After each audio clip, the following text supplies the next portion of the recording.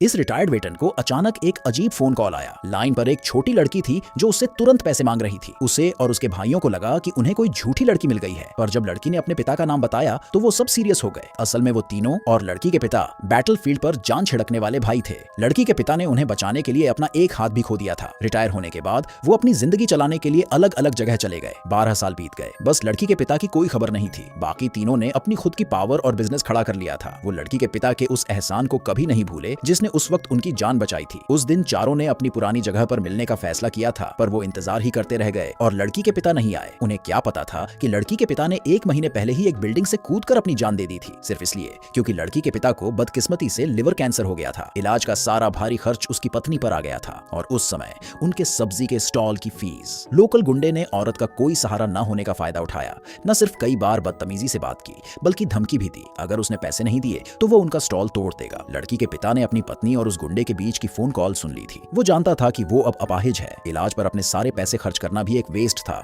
इसलिए उसने अपनी बेटी को बुलाया। उसे बताया कि उसकी और उसके साथियों की फोटो के पीछे एक कॉन्टैक्ट नंबर था। अगर लड़की कभी किसी मुसीबत में पड़े तो बस उस नंबर पर कॉल कर ले, दूसरी तरफ वाले ही अंकल उसकी पक्का मदद करेंगे। उसके बाद उसने लड़की को भेज दिया। उसे अपनी माँ को ढूंढने को कहा। लड़की को जाते हुए देखकर पिता की आंखों से आंसू आ गए। वो कितना चाहता था कि अपनी बेटी को बड़ा होते हुए देखे, पर वो अब परिवार पर बोझ नहीं बनना चाहता था। फिर पिता खिड़की तक गया, माफी मांगी और नीचे कूद गया। पत्नी जो अभी अभी फल लेकर वापस आई थी, उसने अपने सामने जो हुआ वो देखा और वहीं सुन्न रह गई। गुंडे को जब पता चला कि औरत का पति मर गया है तो वो और भी नीच हो गया। वो औरत के पति के अंतिम संस्कार में भी लोगों को ले आया, उधार मांगने का नाटक किया और उस आदमी का मेमोरियल हॉल तोड़ दिया। कहा कि अगर औरत पैसे नहीं दे सकती तो वो खुद को सौंप दे। पड़ोसी ये सब और बर्दाश्त नहीं कर पाए, पर वो सब गुंडे की पावर से डरते थे, इसलिए उन्होंने चुपके से माँ और बेटी के लिए पैसे देने के लिए कुछ पैसे इकट्ठे किए। उन्होंने सोचा कि पैसे देने के बाद गुंडे के पास माँ और बेटी को दोबारा परेशान करने का कोई कारण नहीं होगा। पर गुंडे ने सोचा कि औरत बस एक विधवा है, इसलिए वो उसे हर दिन परेशान करने आने लगा। औरत ने बस थोड़ा सा विरोध किया और गुंडे को लड़ाई शुरू करने का बहाना मिल गया।